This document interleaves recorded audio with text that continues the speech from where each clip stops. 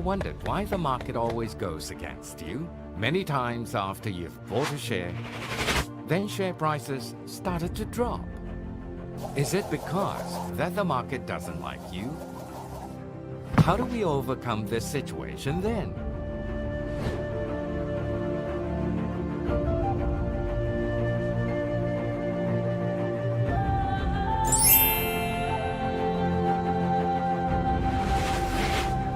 Mpluswares, which alerts on potential entry for trending stocks, might do the trick for you.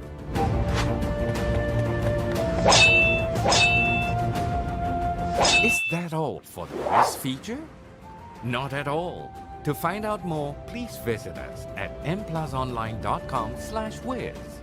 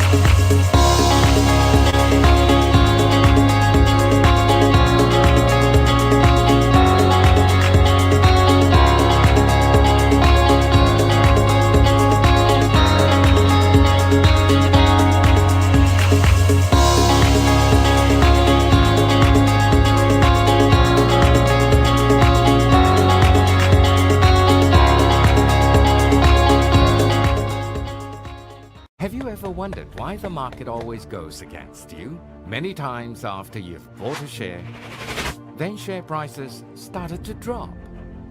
Is it because that the market doesn't like you? How do we overcome this situation then?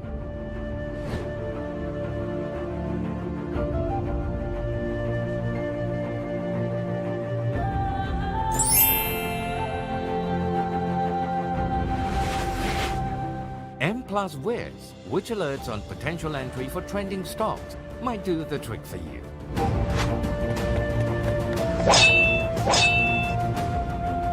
Is that all for the risk feature? Not at all. To find out more, please visit us at mplusonline.com/wares.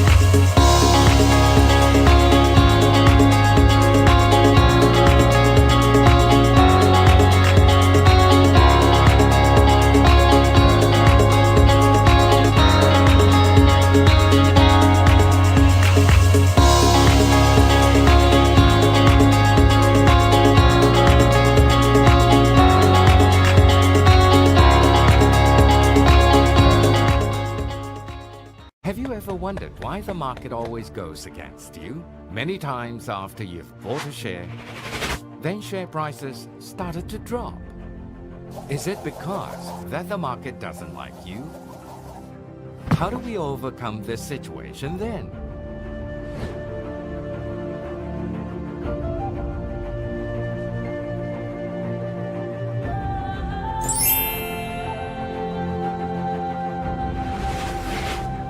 Mpluswares, which alerts on potential entry for trending stocks, might do the trick for you.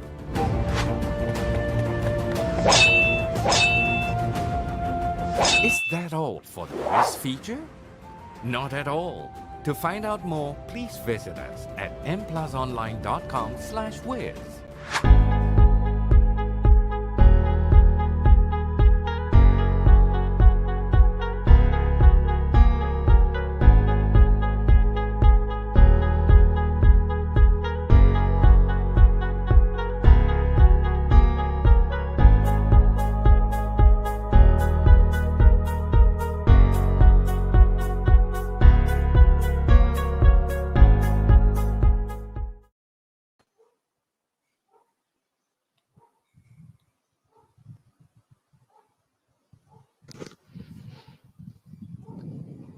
Don, you are muted, Don. Yeah, oops, thanks for that. Okay, good evening, everyone, and thank you for joining us this Friday evening. And firstly, I'd like to test first if everyone can listen to us. So if you can hear us, just type yes in the comment section below. And do help us to like and share this video. Okay, so if you can hear me, please type yes in the comment section. So in line with our Back to Basics webinar this week, we will be introducing ETFs. We have been introducing different products in the market previously. So this week is on ETF. So today we have Li Chu here with us. Hi Li Chu, how are you doing? It's been a while since Hi. we had this together. Yeah, How's hi, the Don. MCO treating you? Okay, I think more or less getting used to it already since we've been Yeah, in this same. work from home arrangement for almost a year already, more than a year already, actually. Yes. I think it's what they call the new normal, right? Yep. Yeah. So and okay, to let the audience know, we also have this Bursa's ETF cashback campaign. It's back and it's still ongoing. So do check out the link in the comment section below. We'll put the link down there. So do check it out. And if you guys have any questions at all, please drop it in the comment section below. And Li Chu will get to you guys at the end of this session. So to bring you through the basics of ETF today, we have Li Chu. So Li Chu, thank you. The floor is yours. Okay, thanks, Don. Thanks. Okay, let me share my screen. Okay, I think you guys can see my slides, right?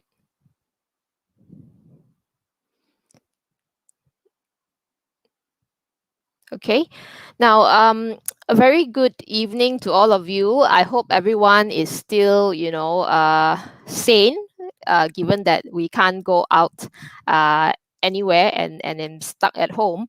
So I guess it's a good time for all of us to start to learn something new, right? So how many of you here are actually beginner in stock investment? Can you please type me, in the comments if you are a beginner and have just started investing in the stock market? Nobody. Wow, everybody is a pro here already. Very good. Okay, so if that's the case, then I will go on very, very quickly, since a lot of pros here.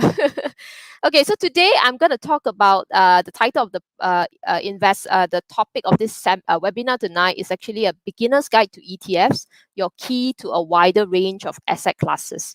Right. So maybe just to give you an introduction, my name is Li Chu. I'm from Afin Huu Asset Management, and I'm the ETF director. Okay. And before I begin, of course, disclaimer. All right. So I like to talk about the disclaimer at the beginning of this presentation rather than the end, because I have the tendency to forget. Now, this content here, which we have prepared, is merely for information sharing with all of you.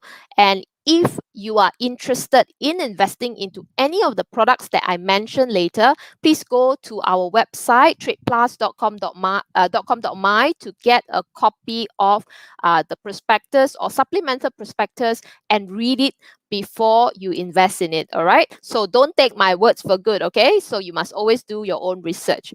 Right. So let's dive in. Okay, I'm sure all of you here would have heard of unit trust funds, okay? Because I think most of the time when you go out, you probably hear people talk about investment in unit trust. So I'm going to explain to you very briefly how does a unit trust works, because unit trust in a way is linked to ETF as well. Okay, so essentially unit trust funds, right, is a group of investors pooling their funds or pooling their assets together and then pass it to a fund manager who helps you manage your funds. Because a lot of us here may or may not know how to invest, right? You want to buy stocks, but you don't know what stock, which stock is good for long-term investment or even for short-term investment. So you need to rely or employ a fund manager to help you. So investing into a unit trust fund will help you get there with a minimal startup capital, all right? And always in a unit trust fund structure, we always have a trustee in place, because in the event the fund manager or the fund management company like Afin Huu were to go default or bankrupt, then the trustee is in place to safeguard your interests, all right? And after the fund manager manage your investments for you, they will return to you whatever earnings that they have managed to make for the fund, of course net of the management fees that you need to pay to the fund manager, because you need to think of it as you are essentially employing a fund manager to help you invest your funds. All right, so what then is an ETF, or exchange traded funds? So you can think of ETF as a child of unit trust fund and stocks. Okay, so as a child of a parent, you will inherit, features of both your parents, right? So in this case, for an ETF, the inherited features, from unit trust funds are essentially it is a diversified portfolio. So you're not just buying a single stock; you are buying a basket of stocks. All right, and then secondly is it is also professionally managed, because an ETF is a fund. So the structure of it is actually the same as unit trust fund. And of course, because it's professionally managed by a fund manager, we will charge management fee. Now, the other thing that it inherits from stocks is that, number one, it has continuous pricing and liquidity throughout the day, which means that you can actually buy the ETF in the morning and then sell it in the afternoon or evening if you have made money. Secondly, it is bought and sold through a brokerage account. So it's also different from unit trust funds, because you know that unit trust funds, you have to buy through a bank or a unit trust consultant or agent, right? And thirdly, it can be actually be bought on margin, as well as you can lend out your ETFs to a SBL lending agent. Okay, now ETFs are index trackers. So why do we say that ETFs are index trackers? Because ETFs track a particular index. Okay, today a lot of us say that we always use the benchmark, right? Like for example, FBM KLCI, S&P 500, Hang Seng index, and we know that all these indices track a stock market. But sometimes you may be thinking, hey, can I invest into the index itself, right? And a lot of times you can't, right? Because index are just for you to track, or it just gives you FBM KLCI is at 1,006 points, but you cannot invest in it. So what happens is that ETFs are then created to mirror the index. So essentially, when you invest into the ETF, it is you are essentially investing into the index. So it gives you a mirror product. So unit trust, on the other hand, aims to outperform the index. Outperform meaning, let's say we use FBM KLCI as a benchmark. And most unit trust funds, if they are locally or domestically based, they would want to deliver better returns than FBM KLCI. But in an ETF, if let's say we have an FBM KLCI ETF, the ETF is not designed to outperform the FBM KLCI, but it is actually to mirror or track the performance of the FBM KLCI. So when you invest into an ETF, right, you cannot see, you shouldn't invest into the ETF if let's say you see the chart, right, doesn't correlate with the index, because then it means that the fund manager is not really doing a good job in tracking the index. You do not want any outperformance, okay, when you invest into an ETF. Now, so why then should you choose ETF? So first of all, low cost. Low cost, if you compare it with unit trust funds, right? You know that most unit trust funds in Malaysia typically charges management fee of 1 to sometimes 2% per annum. ETFs, on the other hand, charges lower, typically in the range of 0.3% to not more than 1%. So why is that so, right? You'll be wondering.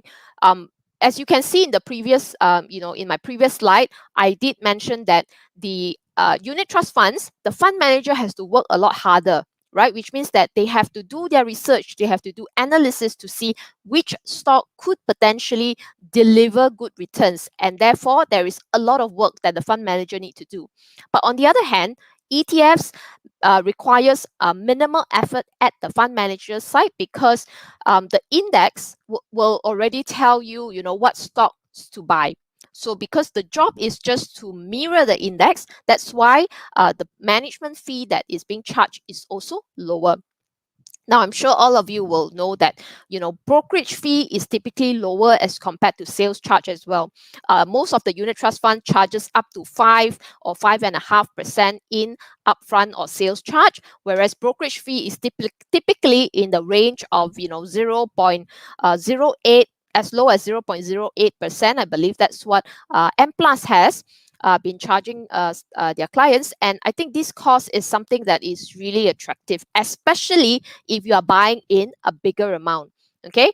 I would say that this low cost, right, is also relative, because if you want to invest 100 ringgit, okay, but if you invest into an ETF using 100 ringgit, you may be paying more, a higher fees as compared to unit trust, right? Because unit trust charges, let's say 5%. So you're only paying $5. But if you invest 100 ringgit into ETF, and if you have to pay a minimum brokerage of $8 or $10, if you calculate, you need to be aware you may end up paying higher fees as compared to unit trust. All right. Now, secondly is access, because it gives you access to the various asset classes that you want to get exposure to. For example, today, if you open an account with Mplus, you get access to Malaysian equities, Malaysian stocks. But what if you want to get access to gold? What if you want to get access to the foreign markets, like, the FANG stocks, or even Chinese companies or China related stocks, right? And those are the access that you can actually get from ETFs. And thirdly is transparent. What do I mean by transparent? Transparent means that today, if you want to know what does this ETF has in its portfolio, we give you everything. Okay. If you look at unit trust funds, you won't be able to see everything. Most likely in the fund fact sheet, you are only seeing the top 10 holdings of the company. Again, why is that so? Is because we are just tracking an index, right? If we track an index, it is fine. This is like an open recipe that you can Google and find, how to bake a banana cake, right? You Google and then you'll be able to find it. Whereas, you think of it like unit trust fund is a secret recipe. It's somebody who has a secret recipe that is, I don't know, inherited from the grandmother or whatever. And it is something that cannot be leaked out, right? That's also the reason why unit trust funds do not disclose their entire portfolio. Okay. Lastly, is about liquidity. Okay, I'll get a little bit towards later part. Now, liquidity, although some of you who are pro already trading in stocks, you will tell me, hey, Li Chu, you're lying. ETFs are illiquid because nobody trades ETF in Malaysia. Okay, I'll get to that. Right, so how are they different from unit trust? I think what I want to highlight here, and is a benefit that I actually personally like, is the fact that when I trade or buy and sell an ETF, the price is known because it's on the exchange. You like the price, you buy it or sell it. But you know, when you invest into unit trust funds, you invest today, but you don't know what price you're investing in. You need to wait until the end of the day when the fund manager calculates the NAV of the fund, and that's when you get to know the pricing. All right, because most unit trust funds in Malaysia are forward pricing, which means you don't know what the price is, which means that when you sell, you are unable to know what exactly is the price that you are exiting. Okay, so this is one of the a downside that I personally dislike about unit trust funds and like about ETFs. Okay. Now, ETFs in Malaysia. So, what are the fees like if you say you want to, consider investing in ETFs? First of all, you need to incur the cost that is exactly the same like how you buy, shares. So brokerage cost is definitely something that you have to pay. Secondly, is clearing fee. Thirdly, is stamp duty. Okay, so there's no sales charge that you pay when you invest into ETFs, but you need to pay the same charges as you pay for stock investing. But the good news is stamp duty is actually waived and exempted until 2025, which means that today, if you trade ETFs in Malaysia, you only need to incur brokerage costs and clearing fee. Now, what are the expenses that the ETF could potentially incur in this scenario, right? So to replicate the index, the fund manager needs to buy and sell the stocks for the fund, right? And therefore, all these trading costs, because we also have to pay brokerage fee, and those costs are being charged to the fund, and it is being prorated and shared by the investors who pool their money together. Now, other than that, there are also indirect fees, like our management fees, which are deducted from the fund. So some of you may be thinking, hey, ETFs charges, let's say 0.5% per annum, a management fee. How do you deduct? Do I have to pay you 0.5% every year? The answer is no. So you actually only need to, everything is reflected in the price of the ETF, right? Which means that the minute you want to sell, it has already been deducted with all these charges, management fee and trustee fee and whatever fees that you need to incur. And it's all deducted from the fund and calculated daily, which means that if let's say the fund charges, let's say 0.5% per annum, if you hold the ETF for 6 months, you are only paying 0.25%. Okay, I want to introduce something that's very important to all of you, which is called the indicative optimized portfolio value. You'll be saying, "What was this? So wordy one." In other words, it is called the intraday NAV. Okay, NAV stands for net asset value. Net asset value means the price of the fund, right? And this actually serves as an approximation to the NAV at an interval of 15 minutes. Okay, and you can actually get a copy or rather view the IOPV for each of the ETF on Bursa Marketplace website. So it is published on Bursa Marketplace website, and it is also being refreshed every 15 minutes. So which means that as an investor, if you want to buy an ETF, you don't want to buy at a premium, right? Because you don't want to buy more expensive than what it is worth. So you need to go and check out the IOPV before you buy. So this is a screenshot of how this page actually looks like. So if you can look for the IOPV column, then you will be able to see the price, the fair value of this particular ETF. So for example, if you see that the Trade Plus Sharia Gold Tracker IOPV is at 2351, you will definitely be buying slightly above because there's always a spread, but be mindful that you don't buy it too high, above this $2.35. Okay, if it's priced at, let's say, 250, then maybe you need to think about whether the spread makes sense to you. Okay, my suggestion is you try not to buy too expensive. Okay.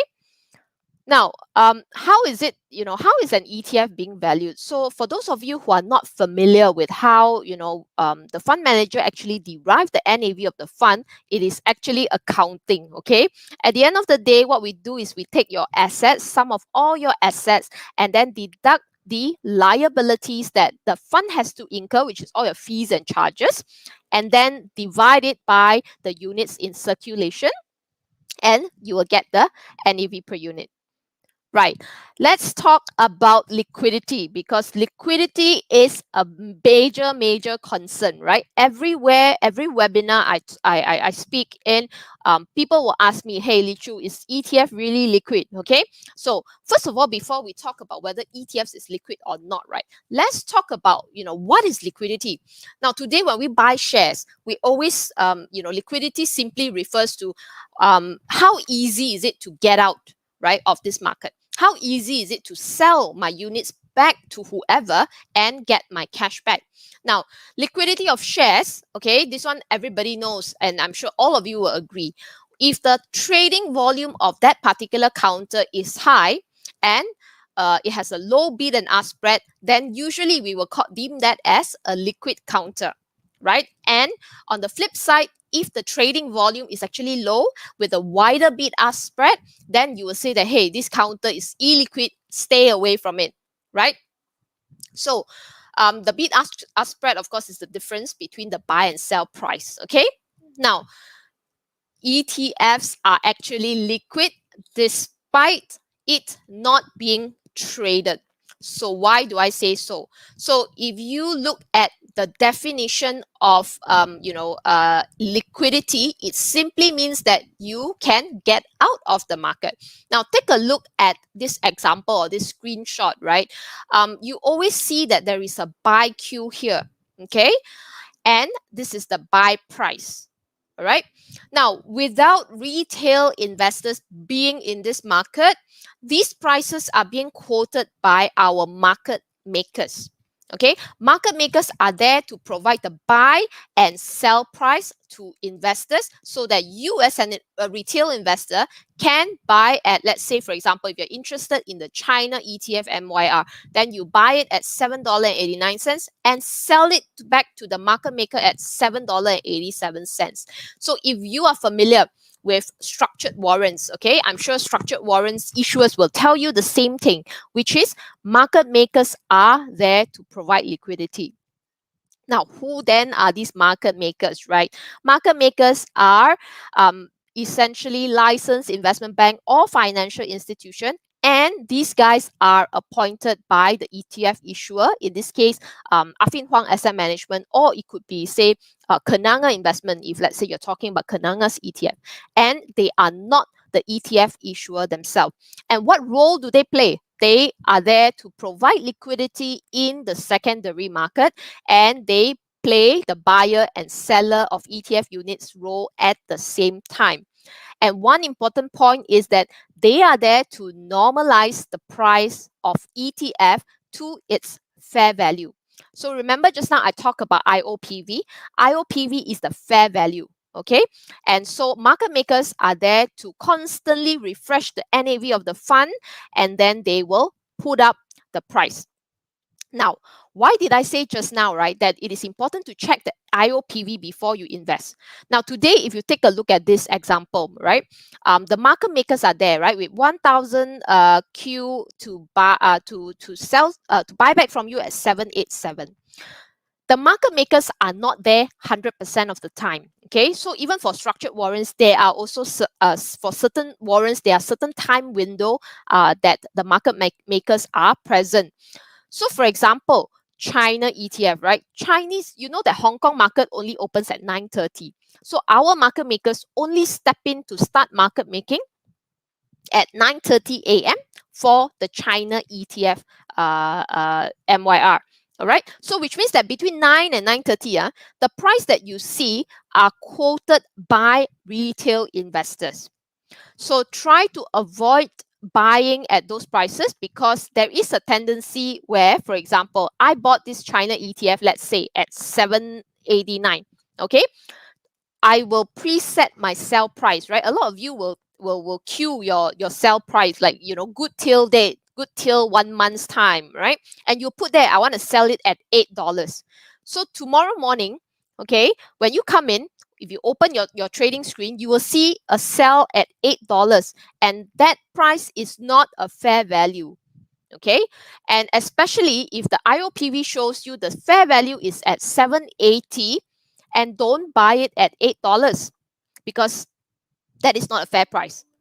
Okay, so I know it, you know, some of you will say, wow, so tedious, you know, I have to do all this. But actually, you know, it's just a matter of opening two browser and then just take a look at what it is and then decide whether you want to buy or sell. All right. I think if you want to queue your selling price, meaning that if you want to dispose your units, I think it's fair and fine for you to queue it, because that's your desired exit price. But for buying, you know, I typically do not encourage that you try and queue a price, because you might get caught buying it at a premium. Okay. Now, some of you will then ask, you know, what is in it for the market makers, and how do they actually make money out of, you know, investors, right? So firstly, it's definitely the bid-ask spread. So some of you will say, hey, you know, ETF bid-ask spread is super wide. Can the market makers do anything about it? Now, like it or not, you know, the market makers are the brokers, are the financial institutions, and they will need to make money. So if there is not, there is an inactive market, they won't be able to quote you, you know, super tight spread, because they are usually on one side, you know, of the coin. And that is why, from our perspective, liquidity and trading volume is really a chicken and egg thing. All right. So if you sit there and continue to wait and say that, you know, I wait for other people to trade first, then, you know, liquidity will never come. You know, trading volume will never come, because if everybody is just sitting and waiting. Okay. Now, secondly, of course, if they are holding the inventory of the ETF, then they will make money if the underlying ETF price goes up. Okay, so let's talk a little bit about the risks of investing before I jump into the variety of products that's available in Malaysia. Okay, so first of all, this is a passive investment management, which means that when you invest into an ETF, the fund manager will not do anything when there is a market crash. Okay, in unit trust funds, we know that some fund manager will say that they will raise cash to protect your capital, but ETFs do not. So we will just go down together, dive down together with the index in the event we are in a bear market. Okay. So secondly, of course, there's a tracking error risk. Tracking error simply means that we try our best to mirror the performance of that particular index, but there is still a risk that we won't be tracking it 100%, because there are fees involved. And the other thing is, we won't be able to mirror the percentage to the dot. So there is that potential risk. Okay, and the rest of the risks I probably won't you know, go through too much. Okay. But of course, I encourage you to read the prospectus to understand fully, you know, the risk that you have to take. Of course, you have to take market risk, right? If in the event if the index were to go down. Now, so how can you then gain the various exposures that I talk about using ETFs? So some of you, I don't know if you all know how many ETFs are there in Malaysia. Anybody want to take a guess? Maybe you can type it into the chat. How many ETFs do you think we have on Bursa Malaysia? 1, 2, 5, 20, 50. Hey, nobody want to interact with me, meh?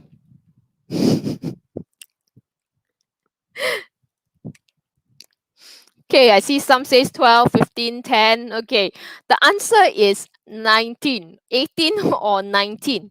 Okay, so this 18 or 19, right, you will say, hey, that's very little, you know, not a lot to choose from. But let's take a look at the variety that's available. Okay, now first of all, we have a commodity ETF, which is Trade Plus Sharia Gold Tracker. So if you like gold, by all means, go ahead, you know, take a look at the Trade Plus Sharia Gold Tracker. There is also a fixed income ETF, which is the ABF Malaysia Bond Index Fund. Okay, so if you like to, invest into MGS, which requires a 5-10 million investment, you cannot afford, then you can buy and look into the ABF Malaysia Bond Index Fund. And we have a bunch of Malaysia underlying ETFs. So if you like the KLCI, you can go ahead and look for the FBM KLCI ETF. There are 3 other variants, which is the 2 are Islamic, which is the Dow Jones Islamic Market Malaysia Titans 25. This ETF is more or less like your KLCI, the top 25 companies which are Sharia compliant. Okay. The third one, which is the MSCI Malaysia Islamic Dividend, is an ETF that gives you or pick dividend paying stocks that are Sharia compliant to be included into this basket. And I'll talk about the Trade Plus Malaysia Momentum Tracker in a bit. Now, there is also exposure for the US that you can actually get, which is the My ETF Dow Jones US Titans 50. Again, this is actually quite similar to S&P 500, except that it picks out top 50 companies which are Sharia compliant. Okay, so for those of you who are interested in Sharia compliant products, go take a look at all these My ETF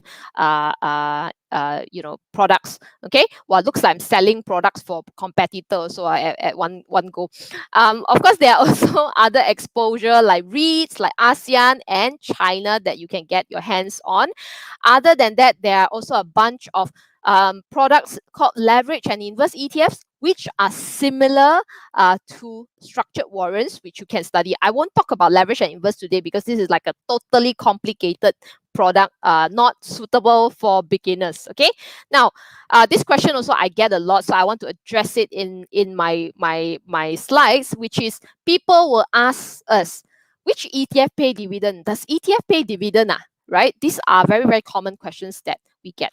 Now, actually, most of the ETFs do pay dividend, with the exception of the leverage and inverse ETF, as well as the gold ETF, because gold don't yield any dividends, right? So that's why gold ETF will not pay you dividend. But the rest of the ETF typically have their own schedule as to when they will pay dividends. Now, so I'm going to spend maybe 5 minutes because I'm mindful of time. Because when I talk, I can go on and on and on and talk about ETF for like hours. Okay. Now, today I'm going to introduce a few ETF that is managed by Afin Huu Asset Management. So firstly is the gold ETF 0828EA, and this product is Sharia compliant. It is backed by physical gold, which means that the money that we pull from investors will actually be used to purchase LBMA approved gold bars. Okay, and you can also redeem this physical gold bars if you own 500,000 units of this particular ETF, and that's equivalent to 5 kg of gold. Okay, and 5 kg times the price of $2 plus per unit. I think it's at about 1 million. So you need to have like 1 million worth of gold, then only can take out the physical gold. Okay. And of course, it is being stored by our custodian, which is Standard Chartered Bank in Singapore. Okay. Now, the second ETF that I want to introduce is the China ETF. So this particular ETF is listed in dual currency. 0829EA is the ringgit version, and 0829EB is the USD version. Okay, so this particular ETF gives you exposure to new China companies, new China sector companies. Okay, so what do we mean by new China sectors? So new China sectors are sectors like your technology, like consumption, financials, only mainly insurance companies only, tourism. Okay, anything that relates to consumption and technology. Okay, it doesn't have any banking stocks in it. Okay, so today if you compare this, there is also another China related ETF by our competitor. Their ETF has got financials, which is banking sector in it, whereas ours do not have. So if you're interested in this, you can go ahead to our website, do download the list of stocks that this particular ETF holds. It holds the big giants of Chinese companies, your Alibaba, your JD, your Tencent, and whatever not. Okay, so this gives you exposure to the Chinese companies without going out of Bursa Malaysia. So today, if you want to invest into China, you think that China's market is going to boom in the next 5 years, 10 years, or whatever your period or tenure is, you can actually consider this particular ETF, because with the same account that you use to trade shares, you can already invest into and get exposure to China. Okay, now this particular ETF I will skip because it is smart leverage and inverse tracker. Now, just now I mentioned I want to talk about the Trade Plus Malaysia Momentum Tracker. Okay, so it's called My Mom. I don't know why my slides is moving like this. Okay, it's called My Mom ETF 0836EA. So what is this My Mom ETF? Okay, it's an ETF that your mother should buy. Okay, that's just a joke. So this particular ETF actually uses point and figure charting. I don't know how many of you here actually knows technical analysis, but there is one type of technical analysis called point and figure charting that the index provider, which is Nasdaq, uses to derive stocks with high momentum. Okay, and every quarter they will sniff out 20 companies which has the highest momentum, and they will buy those shares.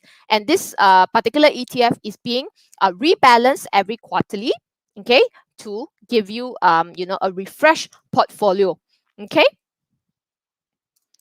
Now, the next ETF, the last ETF that I want to talk about is the Asia X Japan REITs ETF. So this particular ETF is suitable for investors who actually want to have exposure to the REITs market, okay, especially Singapore REITs, because a bunch, of this particular, I think about close to 70% of the entire portfolio consists of Singapore REITs and some Hong Kong REITs, as well as a few Malaysian REITs. So this particular ETF only buy REITs, okay? And the current index yield is actually at 5.6%.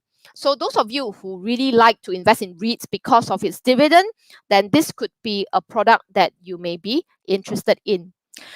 Now, to kind of end this, I want to address this thing because a lot of people will say, hey, local ETFs are not attractive because nobody trades, spread is wide, blah blah blah lah. Okay, so let me tell you, I'm not going to deny some of this fact. Clearly, foreign listed ETFs has its benefit, but I believe that there are a lot of things that investors do not take into account when you invest into the foreign ETFs. So first of all, what sort of trading fees are you paying to the broker?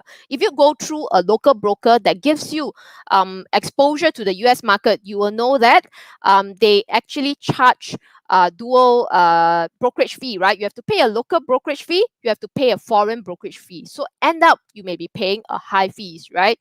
Secondly, some of you will say, I can buy through a lot of, all this eToro and whatever not. Okay, I don't want to get there, but we all know that if you Google, go to SC website, these are unregulated investment platforms, which SC highly discourage. Okay, we're not saying that these platforms are illegal. They are legal in their respective jurisdiction, but it does not mean that but there are certain investor protection that we are unable to ascertain for this particular platform. Okay, now the third thing which often many investors overlook is the fact on your FX spread. So today, if you want to buy, okay, US ETF, okay, you'll say, yeah, US ETF is so liquid, the spread is so thin, I don't have to pay much trading costs. But what do you have to do if you want to buy US ETF in the first place? Yeah, convert your ringgit to US dollar, right? So in the midst of converting your ringgit to US dollar, you may already end up with paying a spread that is transparent, that you can no, it's not transparent, that you cannot see, right? So you may see that I don't incur that spread one, but you are already paying a wide spread, okay, when you convert. Then if you want to, remit your money back to ringgit, sometimes, who knows, you might get killed by the FX spread, you may be making money in US dollar. When you convert back, maybe you are making a loss. You never know, right? So that's also an unknown, okay? And last but not least, of course, trading volume lah, okay? But I would say that, even though that the trading volume could be lower in Malaysia, it really does not mean that it does not have liquidity.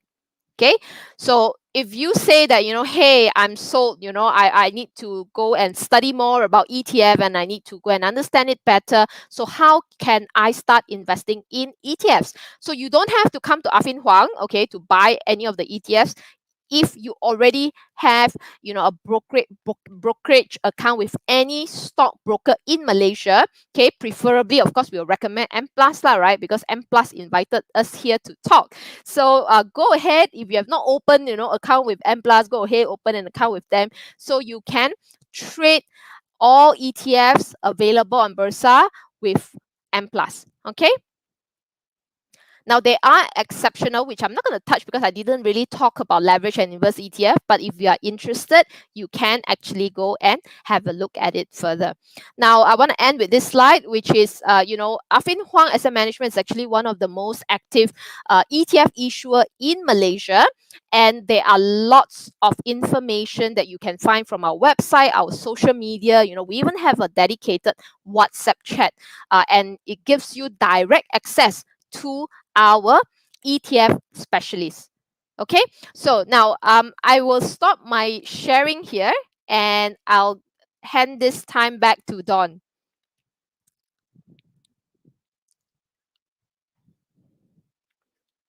Don, you're muted. Wait. Yeah, I can hear you. Yeah. Glad to be back here. Thanks, Ishu, for the insights. I'm sure all the audiences have learned something good today, especially for the beginners. And there's actually some questions from the floor, so I will read that out. But before that, if anyone has any more questions, please drop it in the comment section below, and we will answer your question. Lichu will answer your questions. So actually, I do have some questions myself, which I think will be beneficial for the audiences here. So I'm wondering, like, if a beginner is looking to invest into ETF, how should that analyze, like, before choosing which ETF? What are the criteria they should look at? And I know, maybe you have like a cheat sheet or something that can go through. I think from if you're a beginner, right, I think the very, very first thing that you have to know, or you need to do, is to know what exposure do you want to get, right? If you want to build a portfolio, what do you want to buy, right? It's like you asking, I want to go to Shopee to buy something, but what do you want? Right? Do you want dividends? Do you want capital growth? Do you want to build your retirement nest? So you need to answer those questions, and then from there, you have to look down. Okay, say if you want to just have an exposure to, say, equities, then you need to also ask yourself, which country or which region do you think has its potential, right? You think that US and China is the two largest economy in the world. Do you think their stock market will continue to boom? If you think so, then you should get yourself some allocation to US and China. So today, a lot of things can be simplified. For example, you don't have to really think, how much should I allocate, like 40.25% into a particular ETF. Don't have to be so accurate to the dot lah, right? What you need to do is just more or less have some general sense as to where you want to put your money, and then you can even do like an equal weight, right? Pick 5 ETF, just put 20% each, and you're done. Yeah. Okay. So first, you need to know what you want, and then look for the ETF that gives you that relevant exposure. And of course, if you want to make things easy, and like you don't want to go and open an account with foreign broker and whatever not, then buy everything through Bursa Malaysia, because there's a variety of options, even though it's not a lot, but you still can build a diversified portfolio. Yeah. Yeah, and the cost is not that expensive too. Yeah. So Okay, we have a question from the floor from Hazika Haslan. Does ETF suits those short-term investors? Mm. I think ETF typically suits medium to longer term investments. By medium to long term, I would say 3 years and above. If you want to look at short term, right? I don't know your short term is what? Is it 1 day, 1 week, 1 month, right? I think it's Because going different. for like swing trader and all those. Yeah. So if you want to do short term trading, intraday, I would say, um, a bit hard lah, huh? Okay, because you must understand that ETF is a basket of shares. Okay, they are not just one single counter. So let's say, for example, look at the China ETF. I think China ETF today has about close to 100 stocks in there. So even if you hold Tencent and today Tencent go up, say 50%, it's just a 10% weightage, right? So it doesn't go up that much. So if you ask me, you want to do intraday trading for ETFs, it will be a bit challenging. Okay, I wouldn't say not possible, but in a very highly volatile markets, it is still possible. Secondly, if you're looking at the slightly shorter term, like within days or months, then you can consider the leverage and inverse ETF, because the leverage ETF gives you 2 times exposure to a particular index. We have an index which we have an ETF which is the Trade Plus NYSE FANG Plus leverage tracker, which could interest you if, let's say, you want to look for short-term investment. But I don't have time to run through this with you, the feature of the fund. You go to our Facebook, there are lots of past webinar which we have done on the leverage and inverse ETF. Go and have a look there, or even go and take a look at our website for more information about this fund. Those funds are suitable for short term. So I think if the audiences, if you guys want to learn more about ETF, type yes in the comments so we can get Li Chu to come back again next time. Okay, and I believe there's quite a few audiences are trading only Sharia stocks, right? So I'm sure there's something suitable for them. I think you did mention, maybe you can highlight that again.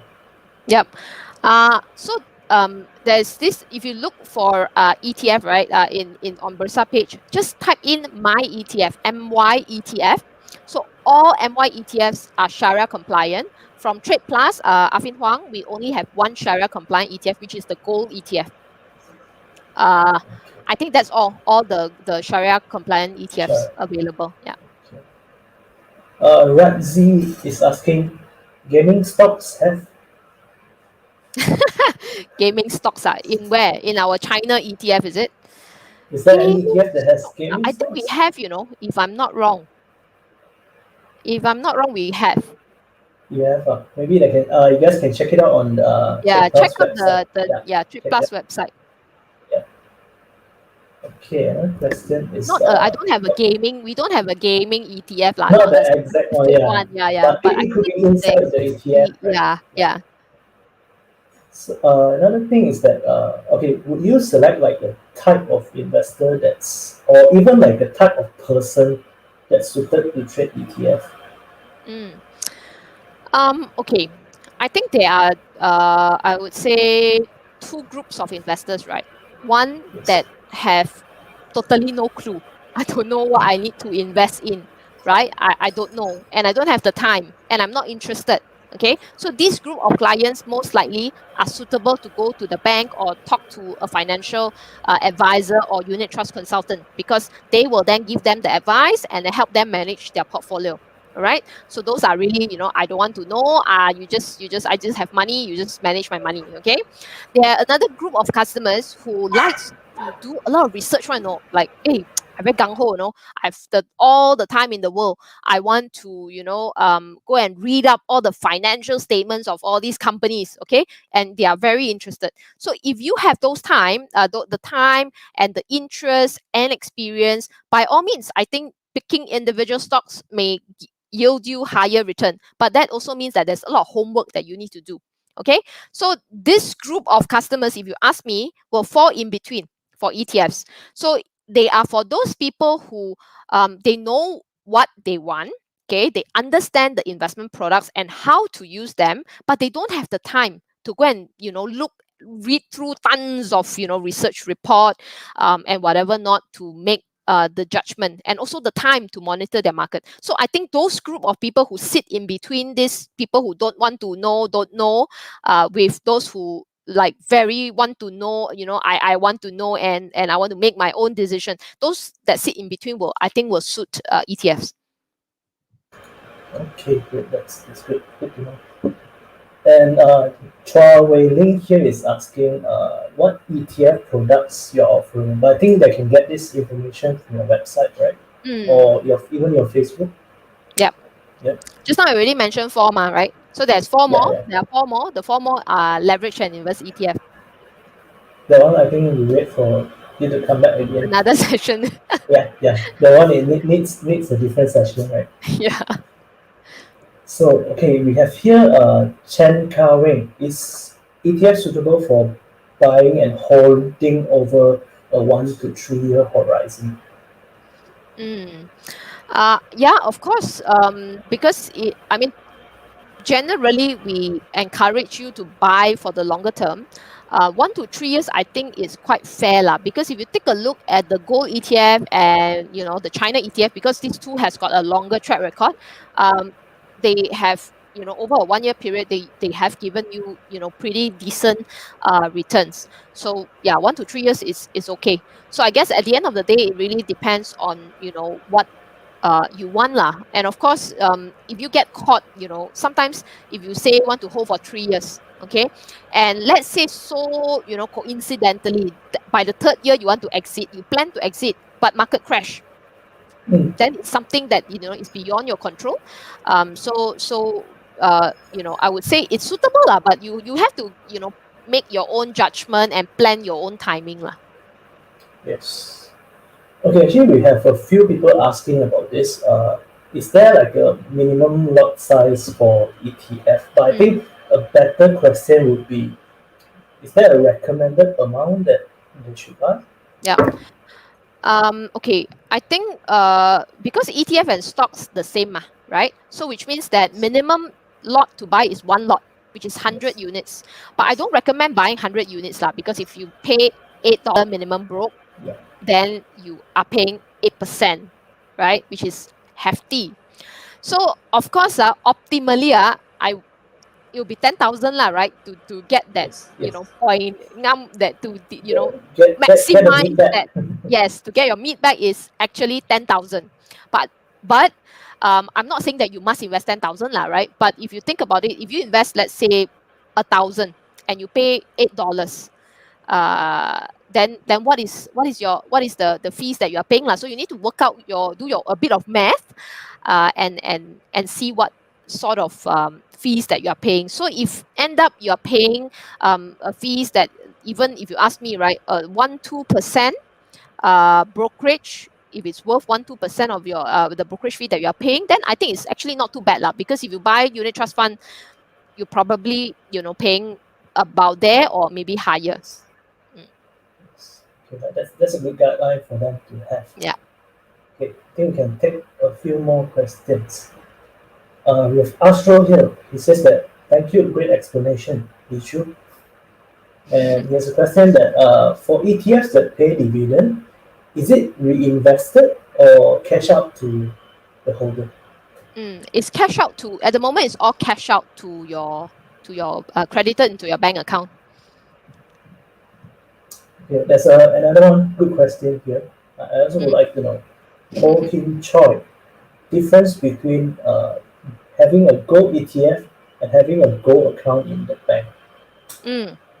Okay, very good question, because every time you talk about gold, you want to invest in gold, there are 3 ways for you to invest in gold. Yeah, firstly, you buy and hold the physical gold. Okay, buy, and then I don't know where you're going to keep, under your sofa, under your bed, under your pillow, I don't know where. Okay, but there's always a risk, right?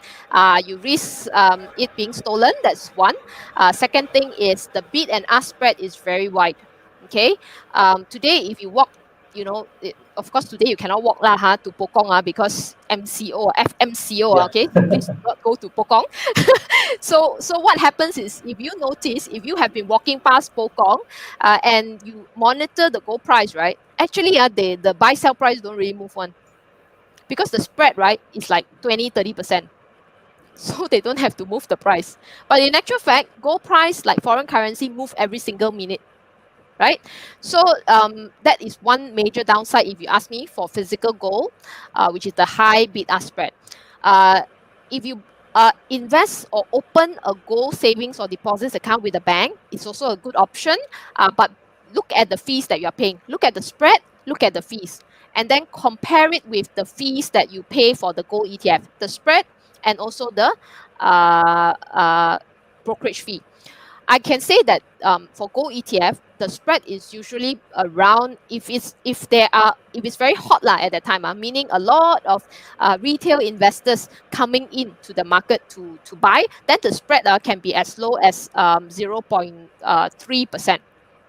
But if there is a lack of retail participants, our market makers are there. Our market makers typically charge somewhere between 1 to 2% spread. So from what I've checked, Maybank, their gold deposits account is at about 4% spread. Yeah. So you have to do your own calculation lah. At the end of the day, it's more or less the same for gold ETF and gold deposits account. So it depends on which one is more convenient for you, I guess. Okay. So now I'm wondering, is gold ETF good now? And because someone's asking which ETF should I buy now? Which ETF? I would say buy all four lah. We have four ma. Why? Okay, why do I say buy all four, right? Because when you buy all four, okay, you get gold, you get China, you get REITs, you get Malaysia equities, okay? So you are quite diversified already, right? But of course, I would encourage you to hold more lah, right? Get some US, maybe add another Asia ex-Japan exposure. Then you are basically holding, a global portfolio already. That's for high risk customer. Okay, disclaimer, high risk customer, because those are all equity holdings, no bonds. Yes. So don't silang, put everything all in. Do your own research first as well. Yes. Before investing. Yeah. Yeah. Okay, we have one here from Julius. Do you have a crypto or blockchain ETF, or is there any upcoming ETF you guys are planning that you can disclose here? I cannot disclose, but why don't you tell me, okay? So if I were to launch, okay, if Afin Huu were to launch a Bitcoin ETF, how many of you here will invest? If I see a lot of yes, then maybe we launch lah. Yes. We have reversed Or it. also, if they have any suggestion of ETFs that they want to look at, drop it in the comments below. Yeah. So if I see a lot of yes for Bitcoin, then we know what to do lah. I think there's something exciting. We have a question here from Shao Tu Ling. Where can we get the financial report of the ETF, if there's any? Yep. So financial reports, we release an interim and annual report for every fund. So it's available on our website as well as Bursa announcement page. Okay. So it's seems like we got a lot of yes. Sorry? We got a lot of yes from the question. A lot of yes, is it? And we also have one person saying, okay. One person saying, hope that Afin Huu can set up a Malaysian tech ETF. That's quite exciting as well. Yeah. Okay. Okay. So, okay, this is from myself. I think you highlighted like a lot of things to be careful when they invest in ETFs. So maybe I think it's good that you can summarize them up again in short.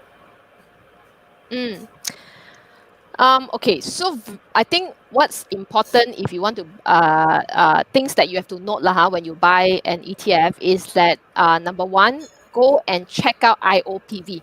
Okay, IOPV is the fair value of the ETF at a given point. Okay, so before you get so excited and want to hit the buy button, okay, hold on first. Okay, check Bursa Marketplace website, open it, okay, check what is the IOPV, take your calculator, punch a bit do some calculation, exercise your brain a bit. Otherwise, FMCO, people can go crazy, stay at home. So you have to, punch the calculator a bit and see what is the premium that you are paying. Okay, so very simply, just take the price that you are buying divided by the IOPV price and see what sort of spread. So if you ask me, anything that is below 1%, I think it's okay. Anything more than 1%, don't buy. Don't buy. Okay. But for selling, I think it's okay because you can queue, because that is your desired exit price anyway. So it's okay to queue. Okay, thanks. Yeah. Okay, so if you guys would like to have Lee Chu come back here again to talk more about ETFs, please type yes. And also, if you want to hear any special topic or talk about a particular ETF, please leave it in the comments below. So I think we'll be ending it. So Lee Chu, do you have any last maybe advice to the people here for the current market for this to invest in ETF? I think the current market is pretty challenging, especially the local market, right? But I think if you have a long-term investment horizon, then I don't think this short-term volatility or should be an impact to you lah. So if you are worried, that you are buying at the not at the bottom and you think the market will continue to drop, then I would say buy instead of investing at all at one go, try and do regular investments.